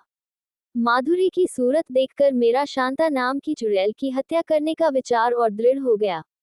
दोनों कार में आ बैठी। मैं कार ड्राइव करता हुआ उन्हें एस्टेट में ले आया। माधुरी सीधी अपने पिता के पास पहुंची। मुझे ये देखने का अवसर नहीं मिला कि माधुरी से मुलाकात की सर गोकुल दास पर क्या प्रतिक्रिया हुई। अगले 6 दिन निर्विघ्न गुजर गए। उस दौरान डॉक्टर रोज आता रहा। गुरुवार शाम को उसने घोषणा की कि सर गोकुल दास की तबीयत अब पहले से बहुत बेहतर थी। साथ ही उसने नर्स एलिस को भी अपने पूर्व निर्धारित प्रोग्राम के अनुसार छुट्टी पर जाने की आज्ञा दे दी। उस रोज शांता की आंखों में एक शैतानी चमक मुझे फिर दिखाई दी। मुझे विश्वास सा हो चला कि अब शांता बास्को से एक बार फिर जरूर मिलेगी। वैसे तो पिछले 6 दिन भी मैंने शांता को बहुत कम अपनी दृष्टि से ओझल होने दिया था, लेकिन अब तो मैं साए की तरह उसके पीछे लग गया। शुक्रवार की रात को 11 बजे के करीब मैंने शांता को चुपचाप कोठी से बाहर निकलते देखा। वह अपने शरीर को एक रेशमी गाउन में लपेटे हुए थी और वह अपने कमरे की खिड़की के रास्ते निकलकर बाहर आई थी। अगर उस रोज मैंने उसे खिड़की के रास्ते अपने कमरे से न निकलते देखा होता तो शायद मैं उसका पीछा नहीं करता। मैं उससे इस बात की अफवाह नहीं करता था कि वह महालक्ष्मी पुल के पार धोबी लेन के झोपड़पट्टे में नाइट गाउन पहनकर जाएगी। एक मैं उस समय कोठी की किचन से अपने लिए चाय लेकर वापस लौट आ रहा था। शांता खिड़की से निकली और इमारत की साइड से होकर पीछे समुद्र की ओर बढ़ी। मैंने चाय की थमस को फव्वारे के पास रख दिया और दबे पांव शांत के पीछे बढ़ा। कोठी के पिछवाड़े समुद्र के समीप एक छोटा सा केबिन बना हुआ था, जिसमें स्विमिंग और फिशिंग का सामान रखा जाता था और जो छोटे मोटे रेस्ट हाउस के रूप में भी इस्तेमाल होता था।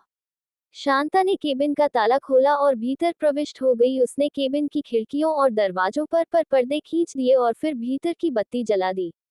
केबिन कोठी से दूर था और पेड़ों के झुरमुट से ढका हुआ था, इसलिए कोठी से न केबिन दिखाई देता था और न उसके भीतर का प्रकाश। वैसे भी पर्दों की वजह से प्रकाश बहुत कम बाहर फूट रहा था। मैं दबे पांव केबिन के समीप पहुंचा और उसकी साइड की लकड़ी की दीवार से लगकर खड़ा हो गया। मैंने देखा, केबिन की समुद्र की ओर की खिड़की खुली थी और उस पर से पर्दा भी हटा हुआ था। फिर मुझे समुद्र के पानी में चप्पू चलने की आवाज आई। थोड़ी देर बाद एक छोटी सी किश्ती किनारे से आ लगी। किश्ती में मुझे एक लंबे चौड़े आकार वाले मानव शरीर का आभास मिला। बास्को। मैं सांस रोके प्रतीक्षा करने लगा। कोई किश्ती से उतरा। उसने किश्ती को खींचकर रेत पर चढ़ा दिया और पेड़ों के झुरमुट की ओर बढ़ा जिधर केबिन था। वह केबिन के द्वार की ओर बढ़ने के स्थान पर उसकी प्रकाशित खिड़की की ओर बढ़ रहा था। खिड़की के समीप आकर उसने भीतर झांका। केबिन के भीतर के कृत्रिम प्रकाश सीधा उसके चेहरे पर पड़ा। वह बास्को ही था। वह द्वार की ओर बढ़ा। शांता शायद उसे खिड़की से भीतर झांकते पहले ही देख चुकी थी। बास्को के द्वार के समीप पहुंचते ही द्वार खुल गया। बास्को केबिन के भीतर प्रविष्ट हो गया। फौरन द्वार भीतर से बंद हो गया। कुछ क्षण बाद समुद्र की ओर से खुली खिड़की भी बंद हो गई। मैं लपककर उस खिड़की के समीप पहुंच गया। भीतर का प्रकाश अब बाहर नहीं फूट रहा था। खिड़की पर पर्दा खींचा जा चुका था, इसलिए खिड़की में मौजूद किसी झेरी में से भीतर झांकना भी संभव नहीं था। मैंने खिड़की के साथ कान लगा दिया। शुक्र है, वक्त पर आ गए हो। भीतर से आता शांता का मध्यम स्वर उसके कानों में पड़ा। शनिवार का प्रोग्राम पक्का है। शांता फिर बोली, मैं ऐसी केबिन में शनिवार को तुम्हारा इंतजार करूंगी। अगर समुद्र से तुम्हें आज की तरह इस केबिन की बत्ती जलती दिखाई दे तो समझना कि कोठी में सब ठीक ठाक है और तुम यहाँ आ जाना। लेकिन अगर इस केबिन की बत्ती न जल रही हो तो एस्टेट के पास फटकना भी नहीं। यहाँ बत्ती न जलती होना इस बात का संकेत होगा कि कोई गड़बड़ हो गई है। समझ गए? समझ गया, बास्को का भारी स्वर सुनाई दिया। अगर बत्ती जलती हुई हो तो ठीक 11:30 बजे तुम यहाँ पहुँच जाना। मैं तुम्हें यहीं मिलूंगी, लेकिन समय का ख्याल रखना। वो तो मैं रखूंगा मेम साहब, लेकिन आप मुझे एक बात बताइए। पूछो। अगर परसों रात को 11:30 बजे के आसपास विमल अपने क्वार्टर में या एस्टेट में न हुआ तो? मैंने उस संभावना पर भी विचार कर लिया है। अगर विमल परसों रात एस्टेट में न हुआ तो हमारी स्कीम एकदम फेल हो जाएगी। लेकिन इस बात की संभावना न के बराबर है कि वह परसों आधी रात को कहीं चला जाएगा। विमल कहीं आता जाता नहीं है। जब से वह नौकरी पर आया है मैंने उसे एक बार भी अपनी मर्जी से एस्टेट से बाहर कदम रखते नहीं देखा है। इसलिए मुझे पूरा विश्वास है कि शनिवार रात को भी वह अपने क्वार्टर में ही होगा। लेकिन मान लो परसों रात ही वह अपने क्वार्टर पर न हुआ तो? कैसे नहीं होगा? अव्वल तो वह कहीं जाएगा नहीं और अगर कहीं जाना चाहेगा तो मैं उसे इजाजत नहीं दूंगी।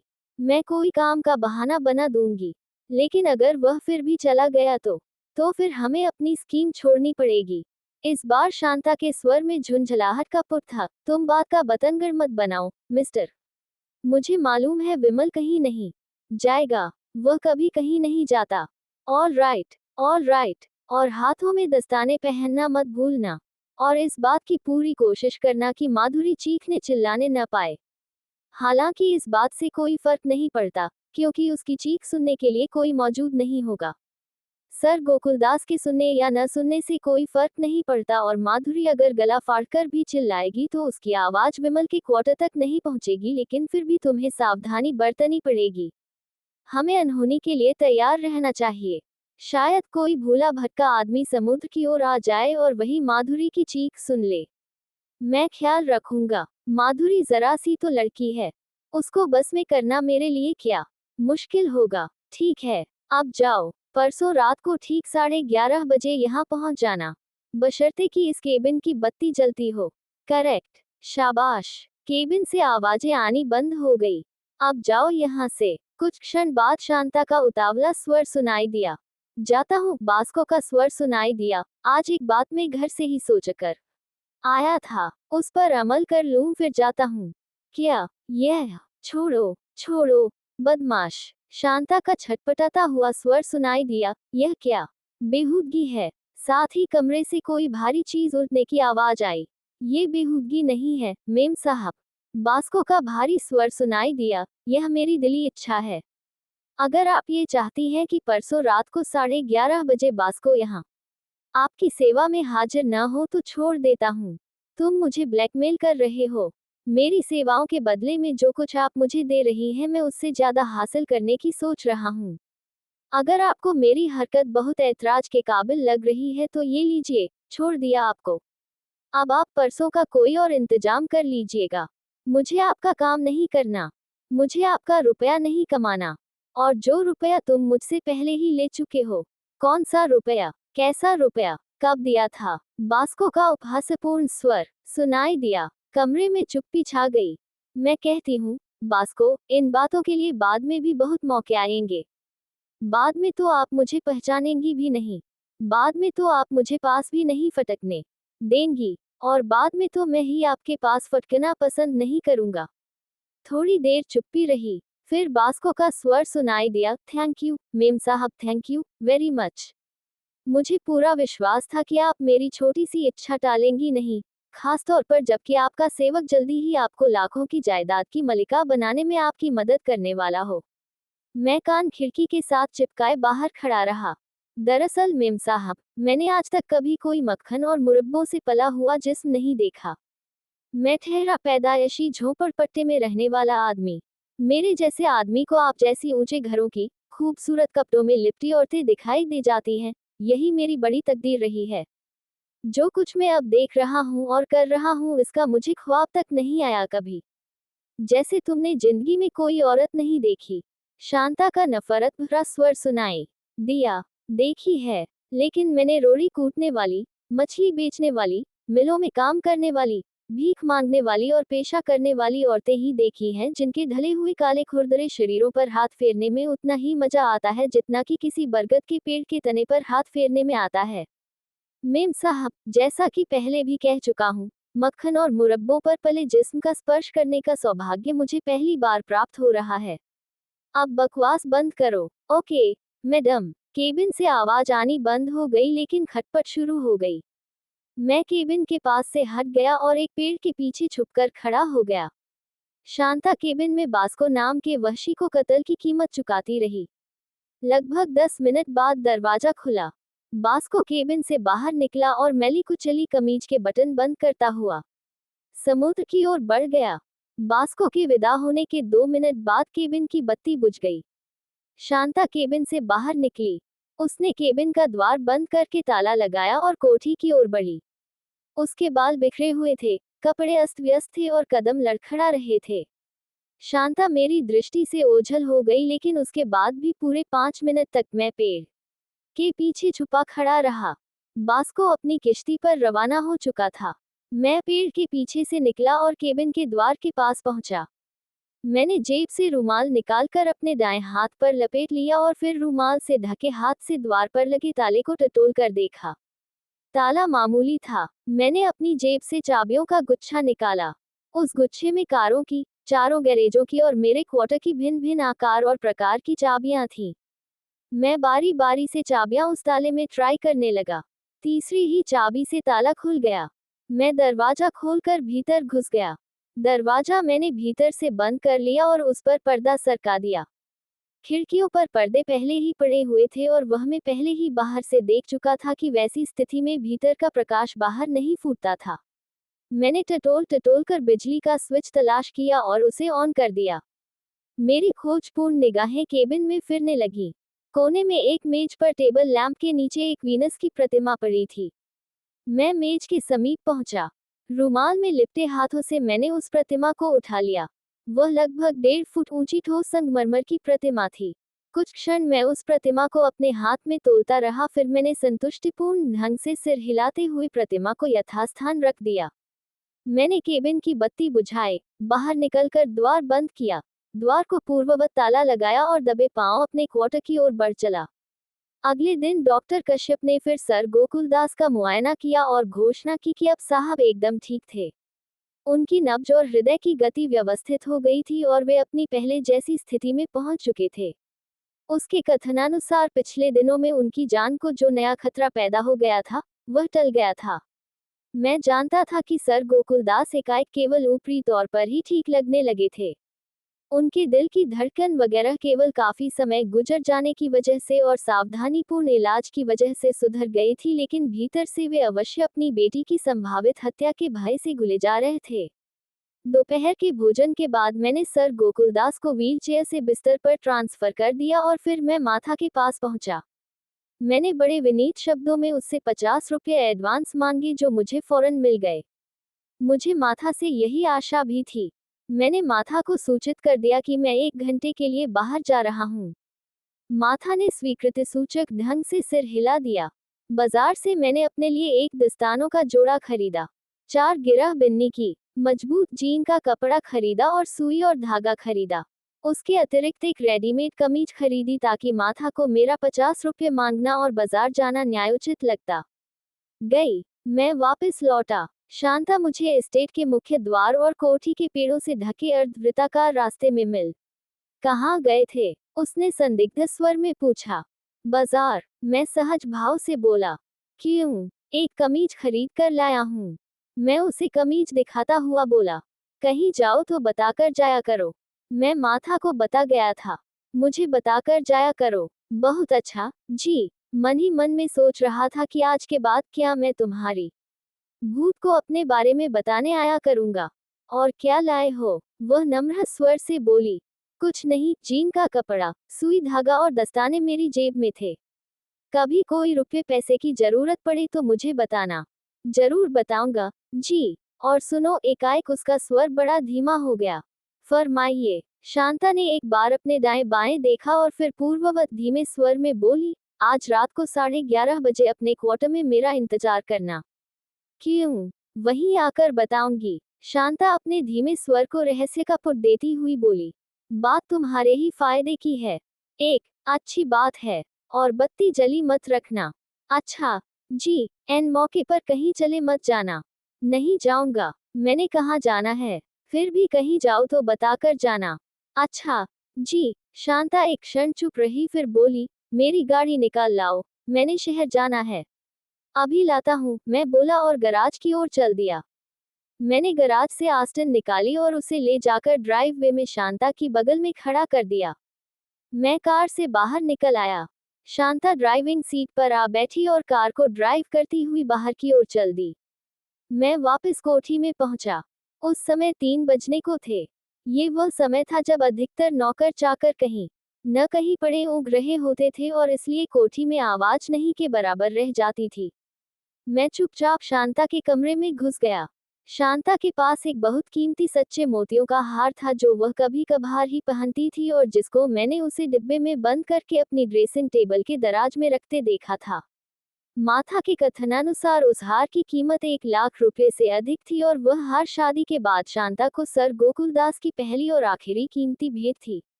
ड्रेसिंग टेबल के दराज का ताला केबिन के ताले से भी मामूली था। मैंने उसे 1 मिनट में खोल दिया। भीतर मखमल की लाइनिंग वाले डिब्बे में वह मोतियों का हार मौजूद था। मैंने दराज बंद करके उसका ताला फिर लगा दिया। मैंने हार निकालकर अपनी जेब के हवाले किया और डिब्बे को यथास्थान रख दिया। मैं शांता के कमरे से बाहर निकला। मैंने अपने पीछे दरवाजा बंद कर दिया। उसी क्षण मोड़ घूमकर माथा ने उस गलियारे में कदम रखा। मैं बौखला गया। माथा ने निश्चय ही मुझे शांता के कमरे से निकलते देख लिया था। उसकी संदिग्ध निगाहें मेरी ओर देख रही थीं।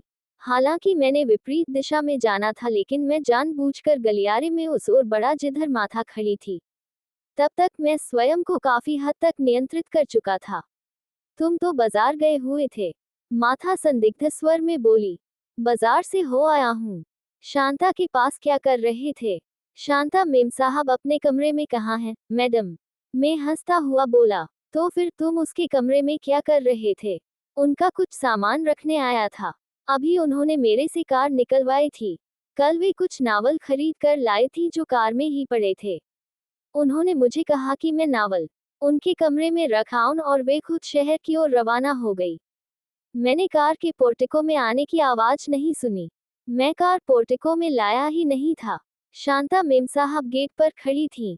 ओह, मैंने शांति की सांस ली। प्रत्यक्षतः माथा को मेरी बात पर विश्वास हो गया था। 50 रुपये का क्या खरीदा?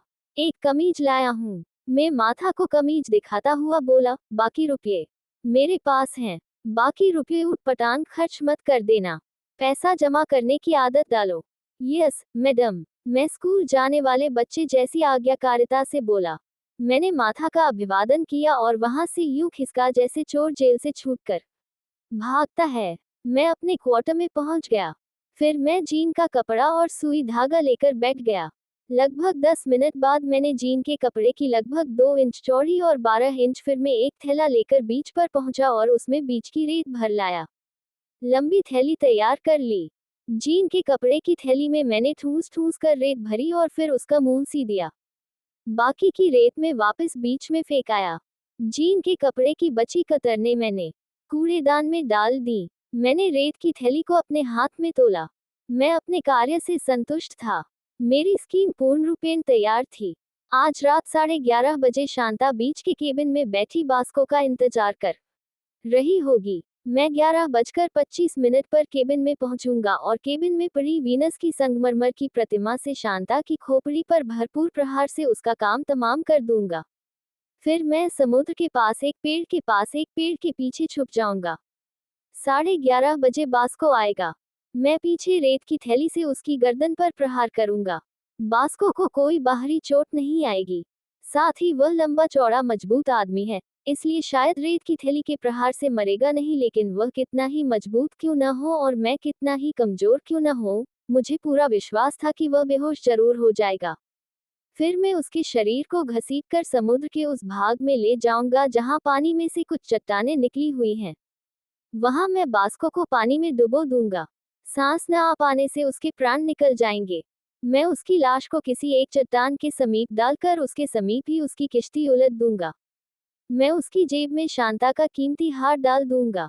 अगले दिन जब पुलिस तफ्तीश करेगी तो उसे मालूम होगा कि बास्को एक बड़ा ही फसादी आदमी था। वह गोकुल दास एस्टेट से नौकरी से निकल दिए जाने के बावजूद भी 1 महीने की फालतू पगार मांगने और झगड़ा करने आया था। हालात से यही जाहिर होगा कि उस रात वह शायद शांता से कुछ रुपया झटकने की नीयत से आया था। शांता उस समय अपना मोतियों का कीमती हार पहने हुए थी।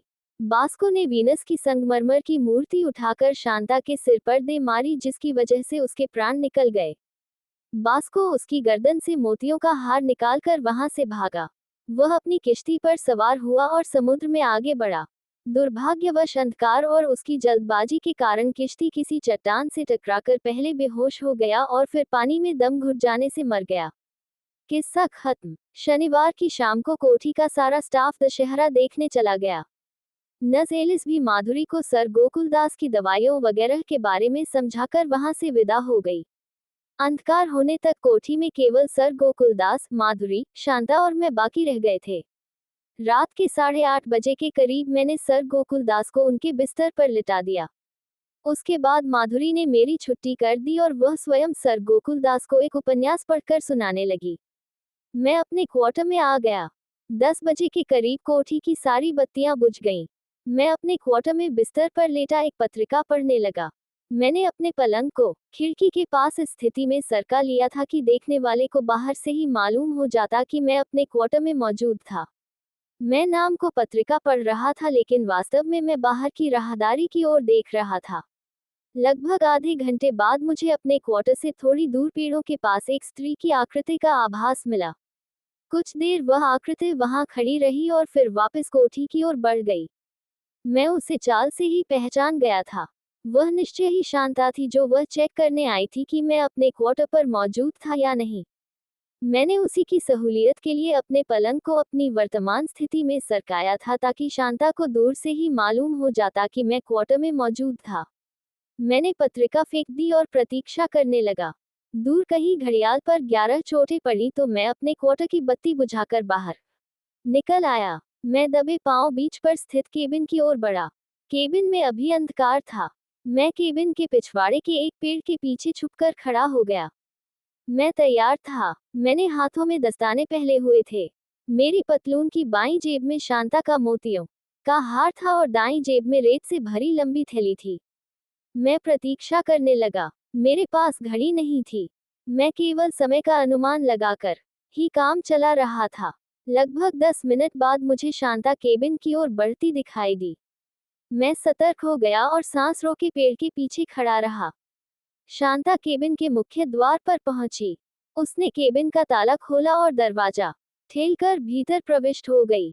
मैं दबे पांव आगे बढ़ा और जाकर केबिन की दीवार के साथ लगकर खड़ा हो गया। केबिन के भीतर की बत्ती जल गई। पहले की तरह समुद्र की ओर की एक खिड़की को छोड़कर केबिन के बाकी सारे खिड़की दरवाजे बंद थे और उन पर पर्दे पड़े हुए थे। मैं अपने स्थान पर निशब्द खड़ा रहा। सब और सन्नाटा था। जब मेरे अनुमान से 11:25 हो गए तो मैं अपने स्थान से हिला। मैं दबे पांव केबिन के मुख्य द्वार के समीप पहुंचा। मैंने द्वार को धीरे से धक्का दिया। द्वार खुला था। बास्को, शांता की फुसफुसाहट जैसी धीमी आवाज सुनाई दी। मैं पर्दा हटाकर केबिन में प्रविष्ट हो गया। मेरी सूरत देखते ही शांता यूं घबराए जैसे भूत देख लिया हो। कुछ क्षण उसके मुंह से बोल नहीं फूटा। जब बोली तो केवल इतना ही कह पाई, तुम। मेरी सूरत वहां देखकर उसका भयभीत हो उठना स्वाभाविक था। बास्को किसी भी क्षण वहां पहुंच सका था और बास्को से मेरा सामना हो जाने से उसकी पोल खुल सकती थी और फिर उसकी सारी स्कीम धरी की धरी रह जाती। 11:30 तो बज गए थे। मेम साहब, मैं सहज स्वर से बोला, और आप आए नहीं। फिर मुझे केबिन में लाइट दिखाई दी। मैंने सोचा शायद आप यहाँ हो तो मैं यहाँ चला आया। शांता कितनी त्रस्त थी, उसका अनुमान इसी से लगाया जा सकता था कि मेरे क्वार्टर से केबिन की लाइट तो क्या, केबिन तक नहीं दिखाई देता था, लेकिन शांता को ये बात नहीं सूझी थी। उसने व्याकुल नेत्रों से द्वार की ओर देखा। नहीं नहीं, वह हड़बड़ाए स्वर में बोली, तुम अपने क्वार्टर में जाओ। मैं वहीं आती हूँ। लेकिन मेम साहब, जब मैं यहाँ आ ही गया हूँ तो। अरे, कहा ना अपने क्वार्टर में जाओ। मैं वहीं आती हूँ। लेकिन मेम साहब, बात क्या है? और आप इतनी डरी हुई क्यों हैं? शांता ने मेरी बात का उत्तर नहीं दिया। उसने अपनी कलाई पर बंधी घड़ी पर दृष्टिपात किया तो वह और घबरा गई। वह मुझे अपने स्थान पर खड़ा छोड़कर तेजी से बिजली के स्विच की ओर बढ़ी और बोली, चलो, मैं तुम्हारे साथ चलती हूँ। उसने बास्को को निर्देश दिया था कि अगर केबिन की बत्ती न जल रही हो तो वह बीच पर कदम न रखे। वह बत्ती बुझाने जा रही थी ताकि बास्को आगे न बढ़ सके। उसकी पीठ मेरी ओर होते ही मैंने मेज से वीनस की प्रतिमा उठा ली। मैंने प्रतिमा को मजबूती से अपने हाथ में दबोच लिया। मेरी प्रतिमा वाला हाथ मेरे सिर से ऊंचा उठा। उसी क्षण किसी अज्ञात भावना से प्रेरित होकर शांता वापस घूम पड़ी। उसने मेरा वीनस की प्रतिमा वाला उठा हुआ हाथ देखा। उसने मेरी आंखों में मौत का साया देखा। उसने मेरे हाथों में दस्ताने देखे, और 1 सेकंड के 1000वें भाग में उसकी समझ में आ गया कि अगले ही क्षण उसका क्या अंजाम होने वाला था। दहशत से उसके नेत्र फट पड़े। चिल्लाने के लिए उसका मुंह खुला, उसके दोनों हाथ बचाव के लिए सामने फैल गए, लेकिन इससे पहले कि उसके मुंह से आवाज निकल पाती, मेरा वीनस की प्रतिमा वाला हाथ बिजली की तरह नीचे गिरा। संगमरमर की भारी प्रतिमा शांता की खोपड़ी से टकराई। शांता की खोपड़ी तरबूज की तरह फट गई। उसकी खोपड़ी में से खून फव्वारे की तरह फूट निकला। वह भरभरा कर मेरे पैरों के पास फर्श पर ढेर हो गई। उसके प्राण निकल चुके थे। मैं खून से रंगी वीनस की प्रतिमा अपने हाथ में लिए अपने स्थान पर खड़ा हौंफता रहा।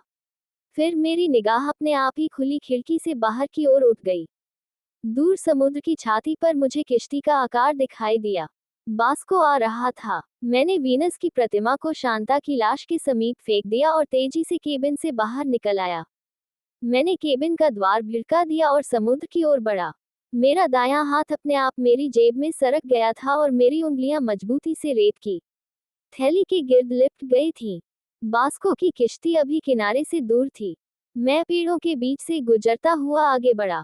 विमल, मेरा खून सूख गया। मैं एकदम यूं ठिठक गया जैसे मैंने एक भी कदम आगे बढ़ाया तो मैं किसी गहरे कुएं में जा गिरूंगा। एक पेड़ के पीछे से एक साया निकला और मेरे सामने आ खड़ा हुआ। उस नाजुक घड़ी में अपने इतने समीप किसी दूसरे आदमी की मौजूदगी के विचार से ही मेरे प्राण निकले जा रहे थे। विमल, इस बार मैंने साय की आवाज भी पहचान ली और सूरत भी। वह डॉक्टर कश्यप था। हाँ जी, मेरे मुंह से घुटी हुई आवाज निकली। तुम यहाँ क्या कर रहे हो? डॉक्टर कश्यप बोला। उसने मेरे उत्तर की प्रतीक्षा नहीं की। उसने मेरी बाह थामी और मुझे एक पेड़ की ओट में खींच लाया। अभी यहाँ बास्को आने वाला है। डॉक्टर कश्यप बोला। तुम उसे दिखाई दे जाते तो गड़बड़ हो सकती थी। तुम यहाँ क्या कर रहे हो? मुझे नींद नहीं आ रही थी। जरा दिल घबराने लगा था। समुद्र की खुली हवा खाने आ गया था। तुम केबिन के पास से गुजरे थे? हाँ। भीतर तो नहीं गए थे? नहीं। क्यों? केबिन की बत्ती जल रही थी। तुम्हें हैरानी हुई होगी। हुई थी। आवाज मेरे गले से फंस कर निकल रही थी। फिर भी तुमने ये जानने की कोशिश नहीं की कि भीतर कौन था? नहीं, दरअसल मैंने परवाह नहीं की थी। अच्छा ही हुआ, वरना शांता को चेतावनी मिल जाती। शांता? हाँ, केबिन में शांता है। जी हाँ। तुम्हें मालूम है वह बदकार औरत क्या करने वाली है? क्या करने वाली है? मुझे ऐसा लगने लगा जैसे मैं अपने पैरों पर खड़ा नहीं रह पाऊंगा, जैसे मैं अभी लड़खड़ाकर गिर पड़ूंगा। शांता और बास्को माधुरी की हत्या करने वाले हैं। शांता केबिन में बैठी बास्को का ही इंतजार कर रही है। बास्को किसी भी क्षण यहाँ पहुंच सकता है। मैंने उसके लिए जाल फैला रखा है। तुम्हारी जानकारी के लिए पुलिस ने सारी एस्टेट को घेरा हुआ है। मैं कुछ नहीं बोला। मैं कुछ बोलने के काबिल रहा भी नहीं था। मुझे लग रहा था जैसे किसी भी क्षण मेरे दिल की धड़कन रुक जाएगी। वह औरत तो पैदाइशी हत्यारी मालूम होती है। डॉक्टर कश्यप बोलता रहा। तुम्हें सुनकर हैरानी होगी कि सर गोकुलदास का मोटर एक्सीडेंट शांता की ही वजह से हुआ था। उसने सर गोकुलदास की कार की ब्रेकें खराब कर दी थी ताकि वे मर जाते और उनकी वसीयत के अनुसार, जो वे शीघ्र ही बदलने वाले थे, उनकी आधी दौलत शांता को मिल जाती। लेकिन तकदीर से सर गोकुलदास मरे नहीं, सिर्फ पैरालिसिस के ही शिकार हुए। अब शांता जब उनकी मौत का इंतजार करते करते थक गई है तो आज रात वह बास्को से मिलकर एक नई चाल चलने वाली है। पहले बास्को माधुरी के साथ बलात्कार करेगा और फिर उसकी हत्या कर देगा। सर गोकुलदास का या तो ये समाचार सुनकर ही हॉट फेल हो जाएगा, और अगर ऐसा नहीं हुआ तो वे लोग उनकी भी हत्या इस ढंग से कर देंगे कि ऐसा लगे कि वृद्ध बेटी की विभत्स मौत का सदमा न बर्दाश्त कर सकने के कारण स्वर्ग से धार गए। और उन्होंने तुम्हें फंसाने का पूरा इंतजाम किया हुआ है। उन्होंने ऐसी बड़ी स्कीम बनाई हुई है कि माधुरी की मौत का इल्जाम तुम पर आए। लेकिन डॉक्टर साहब, आपको ये सब का कैसे मालूम है? मैंने डूबते स्वर में पूछा। सर गोकुलदास को त्रस्त करने के लिए शांता ने खुद अपनी घिनौनी स्कीम का सारा खाका उनके सामने खींचा था, क्योंकि वह जानती थी कि सर गोकुलदास न बोल सकते थे, न लिख सकते थे। लेकिन हुआ ये कि शांता की बातों से उन्हें इतना भारी सदमा पहुंचा। वे अपनी प्यारी बेटी माधुरी के सिर पर मंडराती मौत से सबको आगाह करने के लिए इस हद तक व्याकुल हो उठे कि उनकी वाणी लौट आई। मैंने तुम्हें पहले ही बताया था कि उनकी वाणी लौट आने की यही एक मनोवैज्ञानिक संभावना है कि उन्हें कोई भारी सदमा पहुंचे या वे बेहद आतंकित हो उठे या बेहद घबरा जाएं इस हद तक कि वे अपने मन की बात किसी से कहने के लिए व्याकुल हो उठे तो उनकी वाणी लौट सकती थी। जब से शांता ने सर गोकुलदास को माधुरी की हत्या की स्कीम सुनाई थी तभी से वे कुछ कहने के लिए बेताब हो रहे थे और कुछ बोल पाने के लिए अपनी शारीरिक शिकस्ती से बुरी तरह जूझ रहे थे। कड़ी मेहनत, ऊंचे मनोबल और बोल पाने की इच्छा और जरूरत की वजह से परसों वे अपनी जुबान चलाने में सफल हो गए और उन्होंने मुझे सारी कहानी कह सुनाई। मैंने पुलिस को सूचना दे दी। परिणाम स्वरूप आज पुलिस ने बास्को और शांता को रंगे हाथों पकड़ने के लिए जाल फैलाया हुआ है। वाहेगुरु सच्चे पातशाह। मैं असहाय भाव से मन मन सोचने लगा तो मैंने खामखा ही शांता का खून कर दिया। वह वैसे भी पुलिस के चंगुल में फंसने वाली थी। मैंने खामखा एक खून का इल्जाम अपने सर पर लिया। मैं अपनी ओर से किसी की भलाई कर रहा था और भलाई करते करते मैंने अपना सर्वनाश कर लिया था। अब बास्को को पुलिस गिरफ्तार कर लेगी और मैं अपनी स्कीम के मुताबिक शांता की हत्या का इल्जाम बास्को के सर नहीं थोप पाऊंगा। मैं बुरी तरह फंस गया था। और विमल, डॉक्टर कश्यप फिर बोला, सारे सिलसिले में एक भारी नुकसान तुम्हें भी पहुंचने वाला है। सर गोकुलदास ने ये भी बताया है कि शांता को मालूम था कि तुम जेल से फरार मुजरिम सुरेंद्र सिंह सोहल हो। अब ये बात सर गोकुलदास के माध्यम से पुलिस को भी मालूम हो चुकी है। इस समय सारी एस्टेट को पुलिस ने घेरा हुआ है, इसलिए तुम्हें दोबारा भाग निकलने का मौका भी नहीं मिल सकता। शांता और बास्को के साथ तुम भी गिरफ्तार होने वाले हो। मेरे घुटने कांपने लगे। अपनी पतलून की जेबों में रखे मोतियों का हार और रेत की थैली मुझे टाइम बम से मालूम होने लगे जो किसी क्षण फट सकता था। विमल, डॉक्टर सशंक स्वर में बोला, ये तुम्हारी कमीज पर छींटे कैसे हैं? मैंने सर झुकाकर अपनी कमीज का सामने का हिस्सा देखा तो मेरा मुंह सूख गया। तकदीर मुझे झटके पर झटका दिए जा रही थी। शांता की खोपड़ी से फव्वारे की तरह फूटे खून के छींटों से मेरी कमीज रंग गई थी और मुझे खबर ही नहीं हुई थी। डॉक्टर कश्यप ने हाथ बढ़ाकर मेरी कमीज को एक स्थान पर छुआ। अरे, वह आतंकित स्वर में बोला, ये तो खून है। अपना अगला एक्शन मैंने 1 सेकंड में निर्धारित कर लिया। पहले गिरफ्तार होने पर 1.5 साल जेल में काटने का ही खतरा था, लेकिन अब गिरफ्तार होने पर मैं शर्तिया फांसी पर लटकता। उसी क्षण डॉक्टर कश्यप मेरे पास से हटकर तेजी से आगे बढ़ा। एक भी क्षण नष्ट किए बिना मैंने जेब से रेत की थैली निकाल ली। मैं लपक कर आगे बढ़ा। मैंने थैली का भरपूर प्रहार डॉक्टर कश्यप की गर्दन पर किया। डॉक्टर कश्यप मुंह से एक शब्द भी निकाले बिना भरभरा कर रेत पर ढेर हो गया। मैं पेड़ों के पीछे छुपता हुआ उस ओर बढ़ा जिधर सर गोकुलदास की मोटरबोट खड़ी रहती थी। मैं बिना किसी रुकावट के काफी आगे बढ़ गया। फिर मुझे अपने और मोटरबोट के बीच में एक बंदूकधारी सिपाही दिखाई दिया। मुझे देखकर सिपाही ने बंदूक मेरी ओर तान दी। कौन है? सिपाही कर्कश स्वर में बोला। शश, मैं धीरे से बोला। मैंने अपने होठों पर उंगली रखकर उसे चुप रहने का संकेत किया और अपना रेत की थैली वाला हाथ अपनी पीठ पीछे छुपाए बेधड़क सिपाही की ओर बढ़ा।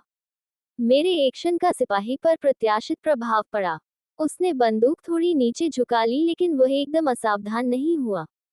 प्रश्नवाचक चिन्ह उद्धरण चिन्ह।